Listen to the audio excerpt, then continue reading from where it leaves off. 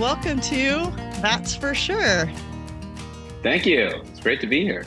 Yeah, it's so good to see you. You and I know each other because we work together at a church in Southern California. But for those who maybe don't know who you are, would you mind just kicking us off with a little introduction of yourself? Yeah, sure. My name's Kyle. I'm in Ojai, California. So we're in the middle of planting a church here in Ojai. I'm married to my wife, Joy. We've been married for 22 years. We've got two boys. Isaiah is 10 and Malachi is 6. So that keeps us hopping and exciting. It's kind of fun to do the church planting journey with our family and with our son, with our boys. Yeah. Before that, it was a church in Huntington Beach, and then prior to that, for a long time in Salt Lake City, Utah, at a church that we planted in 2010. Okay. So yeah, not new to the church planting world, which we're going to get to here in a moment. But I know in your background, you also grew up part of a Mormon family in Utah. Mm-hmm. Which I think is one of the coolest parts about you going back as a church planter years later to that. But I wonder now, for those of us listening who maybe sometimes the doorbell rings and we get that little moment of panic. Oh no, could it be a Jehovah's Witness or a Mormon or somebody who's going to somewhat challenge my faith? I just wonder, from your perspective, having Mormonism in your background and still having some family members in that faith, how can we best care for, the person who comes to our door, be it a Mormon or someone else, and engaging with them well when they maybe catch us by surprise when we're doing laundry or something else around the house? How can we care best for them in that moment? Yeah, this is a fantastic question. I think for me, it's one of the number one things I get asked because I think folks see it as this moment of oh, here's a chance for me to share my faith, or they feel like they're back on their heels, like I'm going to have to defend my faith, or we're going to have to get into an argument or something like that. And I want to be able to win, for lack of a better term. Like, God's going to be disappointed in me if I don't win this argument. And what I say to folks, first of all, is just relax. Like, these are boys from, it can be women too. Most of them are boys, but from 19 to 23 years old, I would just say they were my brothers. And if you knew my brothers, you would like them, but you would not be intimidated. Sure. But what I always say is the first thing is be kind. Like, growing up in the Mormon faith, unfortunately, what I knew of Christians until I was in college was that they were the people who would put pamphlets in my hands and tell me that, the Jesus I believed in was Satan, or they would scream things at me, like a boy, like a 13-year-old boy, Yeah, wow. And I'm not saying that Mormonism was any better. Like, I felt like both sides equally vilified the other person. I'm not trying to play a victim, but what I mean by that is, just be kind. Like, when someone shows up to your door, like, you can see it all throughout scripture. Like, God calls us to be hospitable. And whether you want them there or not, whether you're in the middle of laundry or you're trying to put your kid down for a nap, for whatever reason, they are there. And you have a chance to be kind. And so when I lived in Las Vegas, which I did for 13 years, I was like, just let them in. These poor guys are riding bikes in suit. Like, it's 114 outside. Bring them in and give them some water. Yeah. And just be kind. Like, let them sit in the air conditioning for a minute. And maybe if you're in a cold weather place, just bring them in and let them warm up for a second. Don't offer them coffee, but offer them something else. And just ask them their name. Ask them where their family is. Ask them where they're from. Get to talking with them. And then what I think you'll see is they will have an agenda. I'm not trying to pretend they won't. Sure. They're literally out there trying to proselytize and gain converts. But you'll see them as humans and not like a game to win or a person to conquer. Sure. And so that's what I always ask up front. Like, and whether you're someone who's new in the faith or someone who's long in the faith, what they will respond to more than anything, what they're waiting for you to do is start to do the tit for tat. Like, we're going to get into the theological showdown. But what will probably mean the most to them and challenge them the most is if you share them how Jesus has been real in your life. That is something they can't prepare for. That's something they can't, counter in a debate. And I've found is something that challenges them significantly, where then they all of a sudden are on a posture of like, okay, what is happening here? Sorry, it's a long answer. No, it's great. I was hoping for an answer like that. I hear that a lot too. And I just think, be kind and hospitable. Those are things we're called to no matter who we're encountering. So why would it be any different when someone comes to our door, no matter who it is? So no, I love that. Yeah. And you've been part of the Christian faith and a pastor for many years now. And I know I've heard this just growing up and being in Christian community for a very long time now. And I'm sure as a pastor and even just a fellow Christian, you've heard this before too, but I wonder what your response is to the person who's grown up in the faith of Christianity and who might think, my testimony is just not that exciting. Like it's just kind of boring. I was never a drug dealer. I've not been arrested. My testimony is just kind of boring. I mean, as a pastor, as a Christian, how do you respond when you hear things like that from people in the church? Yeah. Well, I think about it like this, because I've had that. Like, I'll share my story, I'll preach, and like, oh, wow, you came from Mormonism or this or that. Like, all my life, my parents, they just kind of had a good marriage, and then they taught me about Jesus, and I gave my life to Jesus when I was 7, and I was like, right. That's the story I want for my kids. Right. Yeah. Just to what we do is I think we gravitate to the sensational. And that's fine, but there's also an unbelievable story happening when someone grows up hearing and immersed in the story of Jesus, gives their life to Jesus. Like, that's the living God active and breathing in the life of a family unit or in the life of this individual. It doesn't always have to be a family. Yeah. And that is profound. Like that someone at 7 or 8 or 9 or 10, like, I don't know what age, like would know that's Jesus and start to follow him and be discipled by him. Mm-hmm. Mind blowing. Like, to me, like, that's it. Sure. Is it going to like make people aren't going to step back on the surface and go, wow. But I would say dig a layer deep, and that's about as profound as it gets. Yeah. That's actually what God envisions his kingdom to be. Right. And so to me, that's pretty amazing. Yeah. Well, that's great. I mean, I'm the same. I want that for my boys, my 2 boys. You want that for our kids. And yet, I mean, I've even felt a little bit of that myself throughout the years of like, it's just kind of boring. But I am so grateful that I had parents who taught me about Jesus at a young age. Yeah. And I want nothing more than to do that for my kids. And so thank you for sharing that. Because I too just hear it so often, but it's like, oh, the story of redemption is never boring. It's just never boring, no matter how what the circumstances are, how Jesus redeemed. It's never boring. So, yeah, you can ask people sometimes, like, think about what you went through in your life. Think about like what was tempting you. Think about what was, in a way, like, not like what the messages that assault us, the invitations we have to go down millions of different roads, and you clung to Jesus the whole time. Like, that's really beautiful. Like, that's really beautiful. Yeah. And that's what, to be honest, that's what changes the world. Like, and so that's not I get it. It doesn't have the sensational aspects to it that the world thinks, but it actually has about the thickest, deepest kingdom aspect to it that you could imagine. Yeah. Oh, I love that. So good.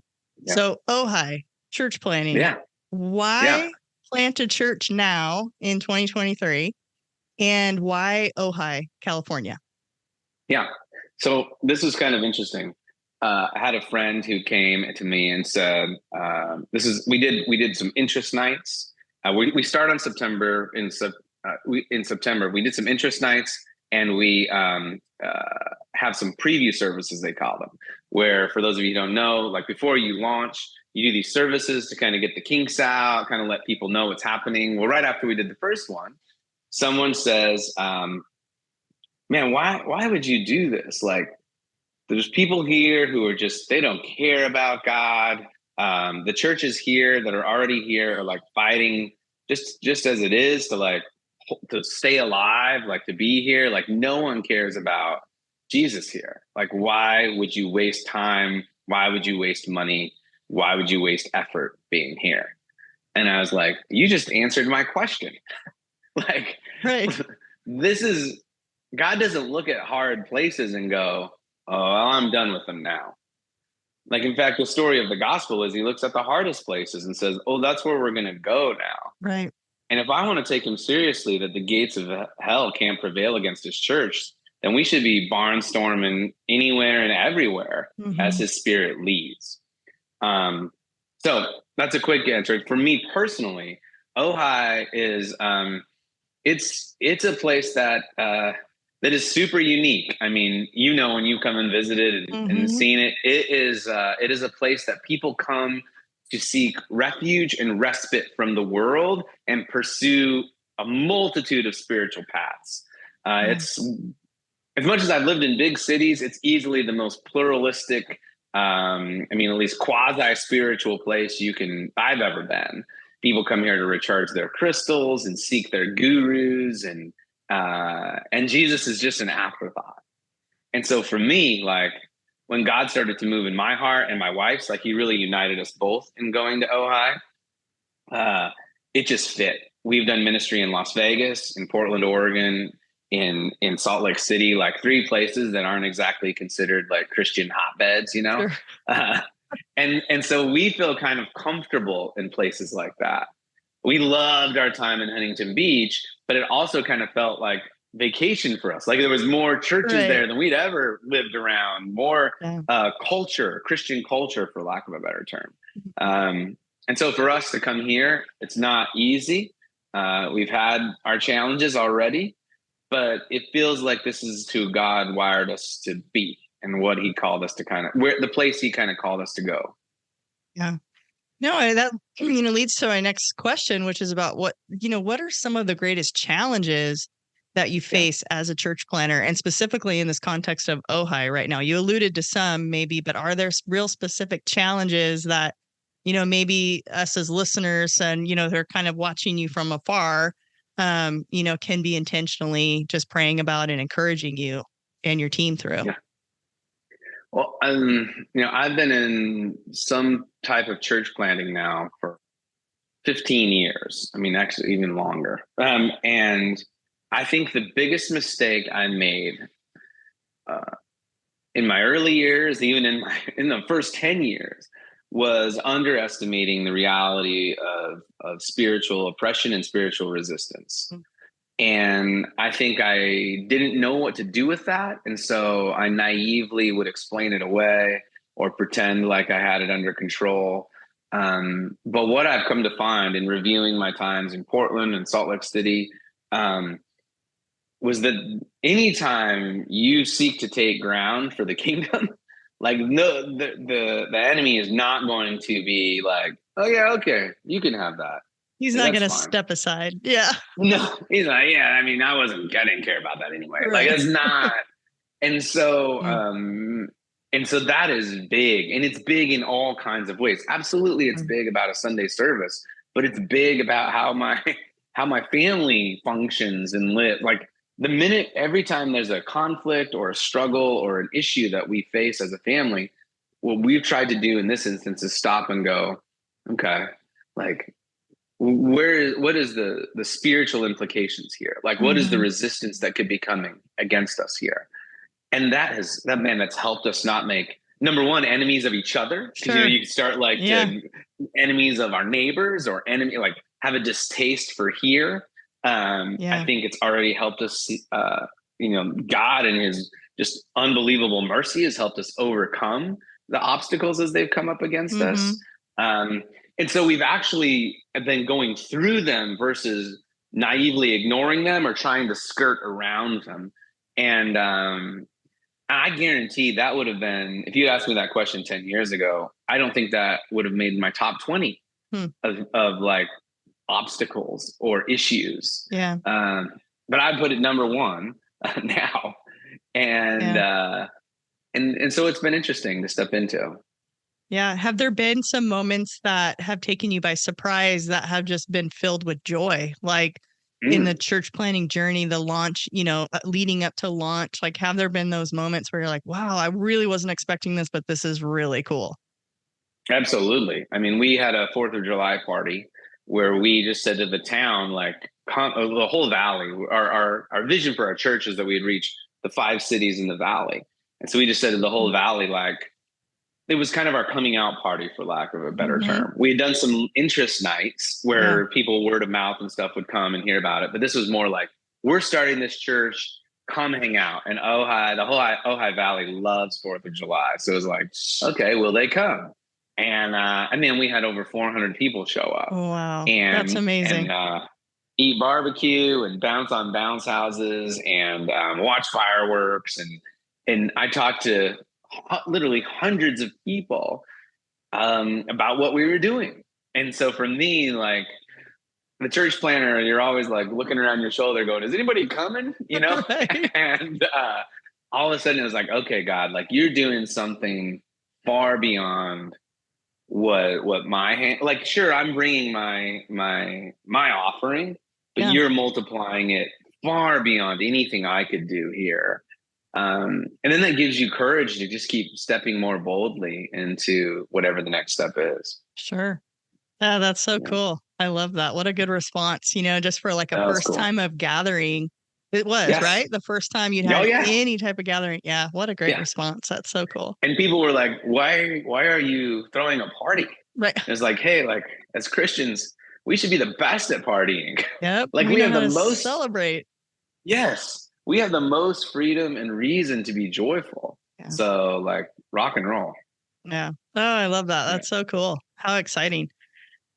So for those of us who are sadly so far from the beautiful Ojai, so far removed from your beautiful context, like what are some of the ways that we could be supporting your specific church plant movement, but maybe just church plant movements in general? I think what excites me about what you're doing is that I'm thinking of your boys, who I know who, because of the gospel invading Ojai in the way that it is, as God continues to open doors through your church plant and through others, Ojai could look totally different 20 years from now, 30 years from now, because of the planting. That's why I call it church planting, right? Yeah. I mean, as it grows, it's going to change the city. It's going to change the valley, those 5 cities. And so I just think church planting is one of the things that as Christians, we can be so investing in, because it's not just about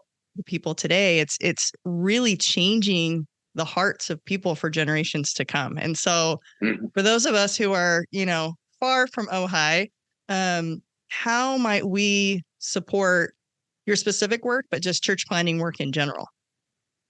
Well, yeah, I mean, obviously prayer, like there's, and you may know this, but like if you dip into the church planting world at all, most churches in their first 15 years see more people come to Jesus in them than in their next 50.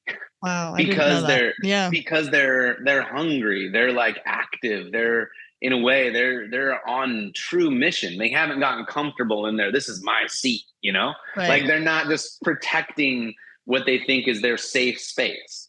And so it's a place that's like ready and willing to go after it.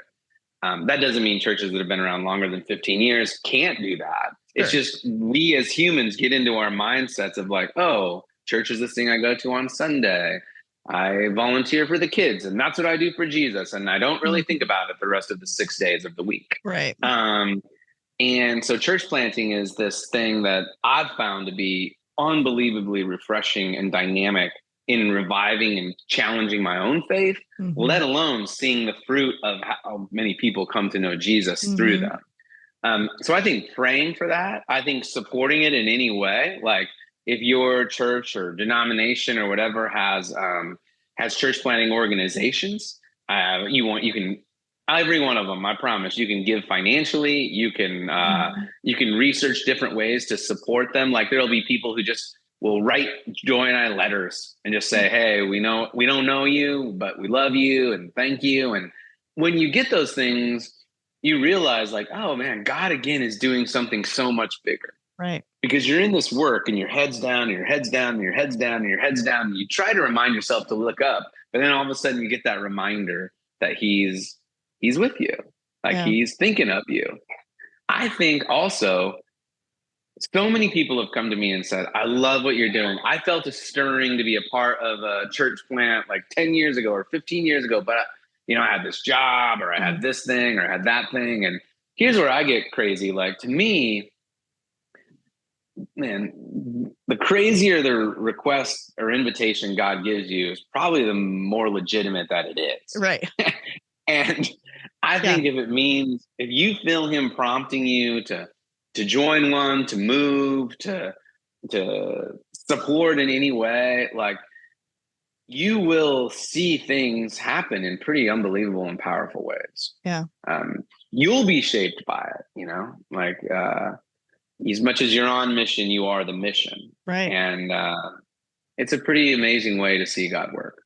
Yeah. No, I think it's great. It's like build a boat in the desert. Makes no sense, but if God's prompting you to do it, you do it. And that's exactly right. That flood will come and you'll be glad you did. Yeah.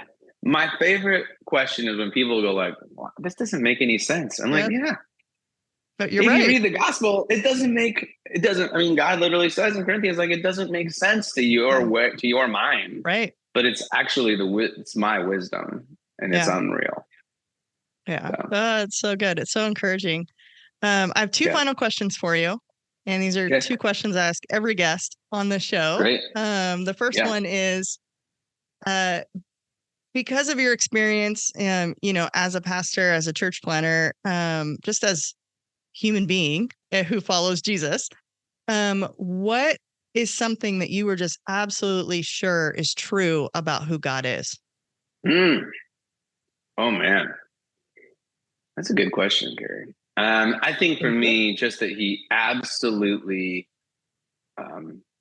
pursues us in mercy. Like my story doesn't make any sense unless God just relentlessly pursues us in grace and mercy, like overflowing, abundant grace and mercy. Joy, my wife, will tell you I need that. And I do. Like I absolutely do. It's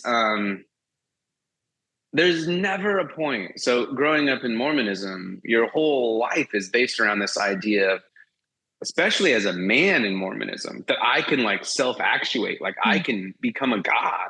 And so from a young kid, I would say this thing, it was quoting one of their prophets, as man is, God once was, as God is, man may become. And like my mind was like, how do I get there? How do I make it there? And it was all about making the right choice, like in a way, almost like scheming life, not like you were trying to deceive, but like win the game of life. Yeah. And then when that kind of fell apart and I left that when I was 18, just the reality of it was shown to be false. It's not like I didn't go looking for God elsewhere. I just kind of chucked the idea. But there was something still of God, but there was something still in me that was like, I still have to win at life. And so then when the message of Jesus came and it was like, oh, I can't do anything about it. Like I can't win this game. Like the only way I win is him. And that means I go away. Right. And there's no reason that God should have brought that message to me. There's no reason why I didn't earn any ability to hear it a certain way. Even once I said yes to Jesus, he was phenomenally patient with me and graceful in discipling me. I tell this story a lot, but I had friends once I said yes to Jesus who were like, okay, it's time to get baptized. And I was like, nah, man, I've been baptized over 300 times. Like, I'm not doing that stuff. I'm like the Michael Jordan of baptism. Because in Mormonism, you get baptized for dead people. Yeah. Wow. And again, God put people around me that were so patient and kind and helped me see what it meant to respond to a relationship rather than work for a relationship. Yeah. And so, to answer that, the way he's been that way with me in my marriage and being a dad, He's never like washed his hands of me and just been like, okay, dude, this is too much. I'm going to be over here if you need me. Yeah. No, it's been almost the opposite. Mm-hmm. And probably my most stubborn and ignorant moments, he's the closest. Yeah. That unending mercy, man. It's like so freeing. I imagine it was a weight lifted off of you, this pressure of needing to become like God or, a little God. And what a gift. So I love that. It's kind of two things, right? It's a relief of pressure, but I'll be honest, my ego liked the idea of being in control. Sure. So it was like a crazy push-pull. But you're absolutely right. I mean, it's something that you can say, I think, at 20 or 21 or 22 that you want that control. But when you really come face to face with the fact that you can't do anything with the control, it's going to just eat you up. Yeah. Yeah. Yeah. Well, this final question might sound like a trick question because your lovely wife's name is Joy. But my final question is what or who, like, where are you experiencing just incredible amount of joy in this season? I mentioned it at the beginning, but doing this with my family, like all of them are, the first time I did this, I don't think I was, mature enough to understand what it meant to bring Joy alongside me, Joy being my wife, bring Joy alongside me and step into this. And so it was a lot of, I was doing this and she was kind of doing her thing. We didn't have kids yet. And then this time we really felt like a united call as a family. And so to see and both see it and feel it, talk about a weight lifted off when your best friend and your partner is right there with you. And then you see the gifts that she has and you're like, whoa, and then you see your 10-year-old and the gifts that he has and the 6-year-old and the gifts that he has. It's like, okay, God, I didn't feel like God was shaming me or rebuking me for how I did it the first time. Sure, yeah. But I think he was like, see, when you just continue to let God kind of lead it rather than me try to control it, you see some pretty amazing things. And then that just gives me life, Yeah. I liked in your book how you mentioned the worship pastor thing. So when you sat down if you haven't read the book, at one point Carrie and I are at the same church. She stands up, she's given the intros, and she announces herself as the worship pastor. So I was like, oh, I didn't know that. I'd never heard her sing. And because I was not the worship pastor. Worship pastor, correct. When you get back down, I just remember chuckling about that. But I also felt like in our whole friendship, that is what you lead people to do. As much as you lead people to serve and to know God more, ultimately, the goal is worship. Yeah. And so with my family, I feel like that's what they've been leading me to do. I see how much they love it and care for it. And it's my prayer that just continues. People say, I don't think they mean it negatively, but they'll say oh yeah, well, your boys are the perfect age. As they get a little older, they won't care. And I'm like, okay. I'm like, oh, I know what I was like as a teenager, and I'm not trying to be ignorant about that. But I believe it's not their age, but the Spirit of God that's alive in them. Yeah. And so I want to believe and trust that this isn't a developmental stage, but rather the work of God happening. Yeah. And so I want to see that keep happening. Yeah.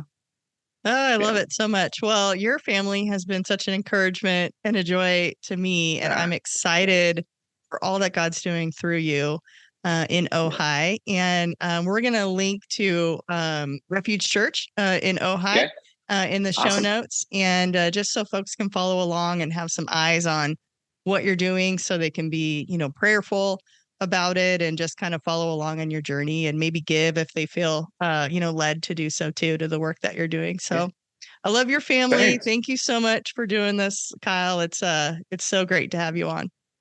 Oh, same here. The boys and Joy were like, well, can we be on it? They were wanting to talk, and they special said to edition. Pass along there. Yeah, we'll do a special edition episode. I think we should just let your two and my two have their own takeover day. That'd be pretty entertaining. That'd be quite a podcast. Yep, I'm down. Yeah. Okay. All right. Thanks so much, Kyle. Thank you, Carrie.